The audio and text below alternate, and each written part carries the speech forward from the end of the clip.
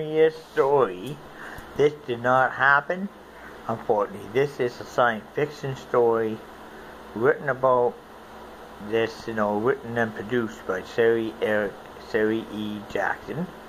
This did not happen. It is no story for real. But, how I'm gonna tell is like this.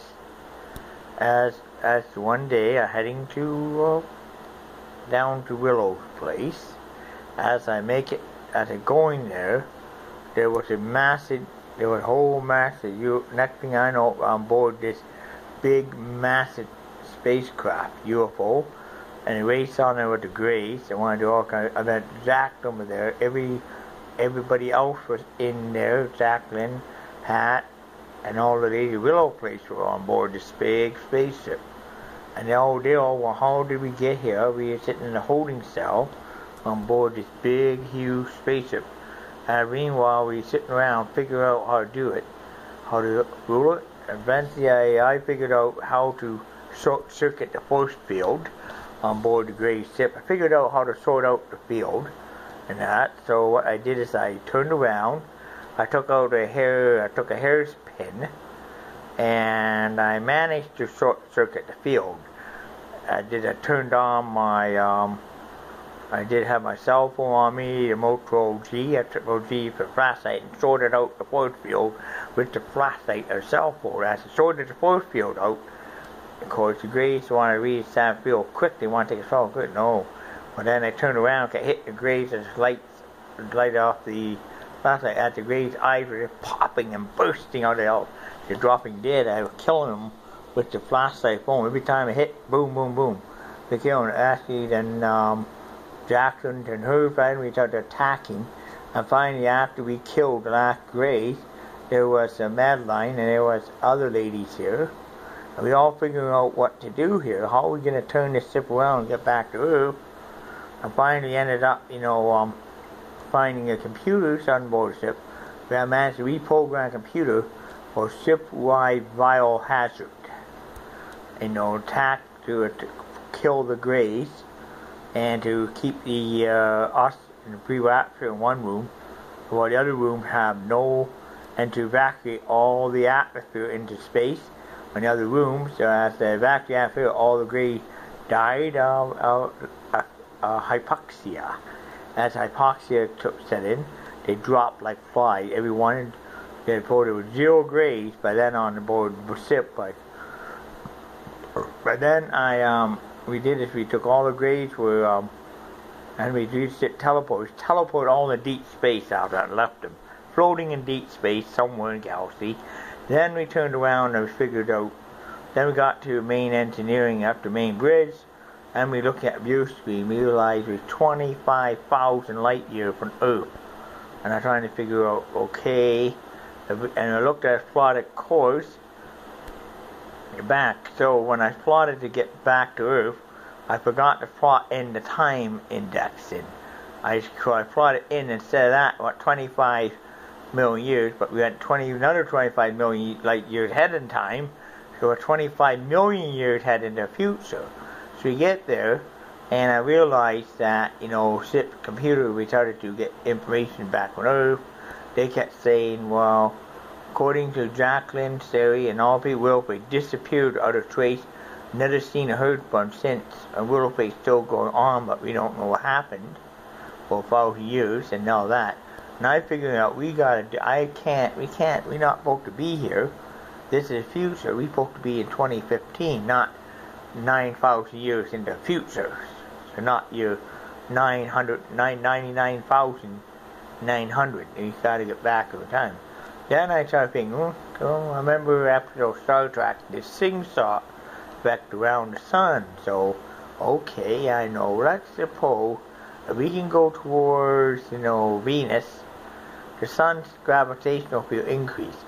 And as we seek out the attraction of their sun, we can do swing sawed effect around the sun, kicking us back into year 2015. So we get there, and we got ship was getting up to light speed, and finally we did the swing saw around the sun. It came out again.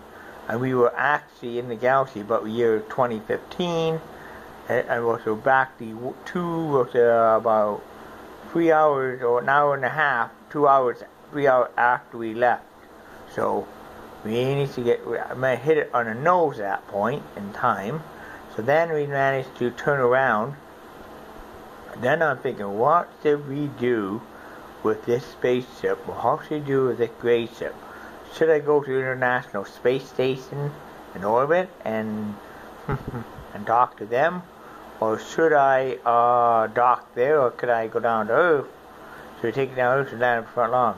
So I radioed the International Space Station and told them what we did. And they turned around and thought it was, they radioed SpaceX. They said, well, we didn't build the ship, we can't land it here, we don't want you here, and all that. And I said, I'm going to drop the ship, no matter where you put it, I'm going to put it somewhere on this planet in it. And I had to drop it in a freaking volcano, or whether I'm going to get down on the planet. No, and everybody was trying to prevent me from landing a ship on the planet.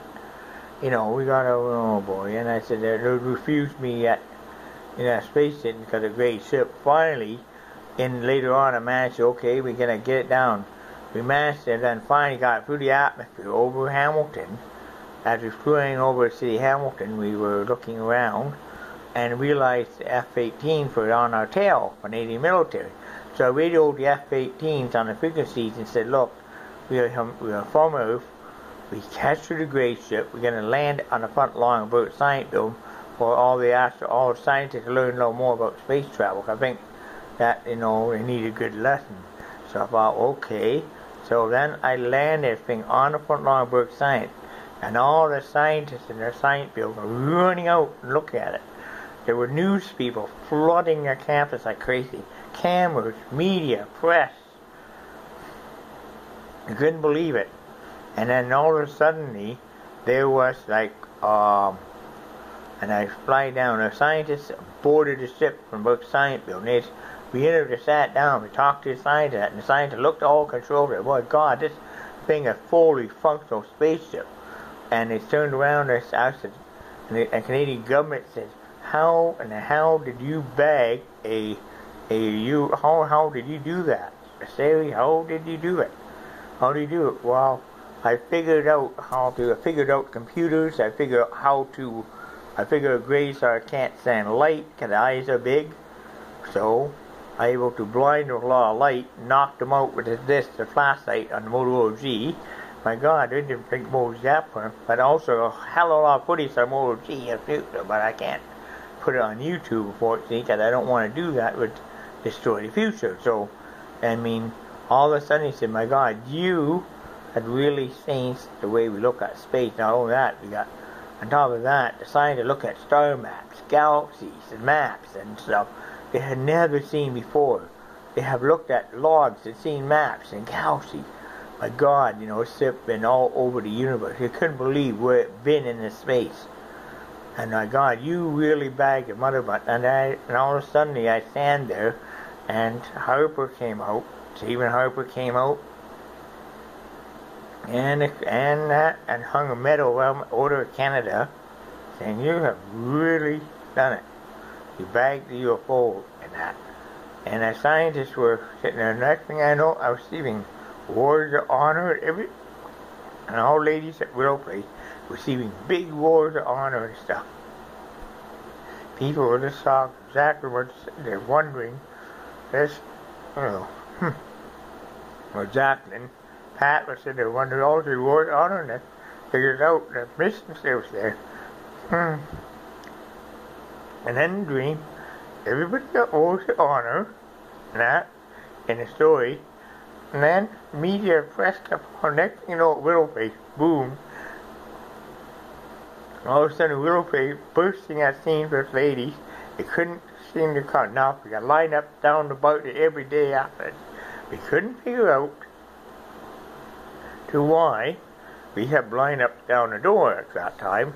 So as we went along, it was in a way, time went on, we it became a more marked place ever, and I became a hero in the book. I bagged UFO, and every time there was a pretty old asked me to come and look at it. And his helmet, look, they wonder, yeah. And every time I needed to go someplace in the galaxy, I hop on a ship and went and that. And here ends the story. This is where the science fiction story ends here. Thank you.